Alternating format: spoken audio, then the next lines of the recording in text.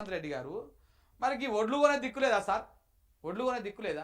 రైతులు పండించేటువంటి పంటని కొననిక చేతన అయితే లేదా? ఓ పెద్ద పెద్ద పొడుగు మాటలు మాట్లాడతారు కదా ఎంతసేపు. ఒడ్లు కొనే దిక్కు లేదు, ధాన్యం కొంటలేరు, తూకం వేస్తలేరు. కొనుగోలు కేంద్రాల్లో ధాన్యం ఓవైపు గన్ని బ్యాగులు లేక అవస్థలు పడతా ఉన్నారు, మరొక వైపు ధాన్యం తరలించేందుకు లారీల కొరత ఉన్నది. వానకు తడుస్తూ ఎండకు ఎండుతున్న వైనం, నిత్యం రోడ్లెక్కి ధర్నాలు చేస్తున్నటువంటి అన్నదాతలు, రైతులపై చిన్న చూపు ఎందుకంటూ సర్కారును ప్రశ్నిస్తున్నటువంటి రైతన్నలు, అందాల పోటీల పైన ఉన్న శ్రద్ధ అన్నం పెట్టే అన్నదాతల పైన లేదా? ఎందుకుంటది? అందాల పోటీలు తలక్కున మెరుస్తారు, అందాల ముద్దు గుమ్మలు కనువిందు చేస్తారు. రైతులకి చేస్తే ఏమొస్తుంది? చెప్పు. రైతులకు చేస్తే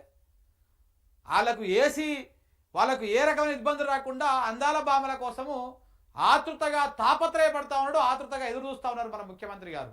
కానీ ఈ డొక్కెండిపోయినటువంటి రైతుల కోసం పంట పండించి మా పంటను కొనండి సారు అని చెప్పేసి రోడ్ల మీదకి వచ్చి ఆందోళన చేస్తుంటే వాళ్ళని పట్టించుకున్నటువంటి పాపాన పోతలేరు.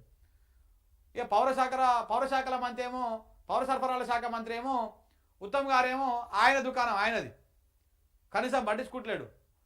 ఈయననే ఇట్లా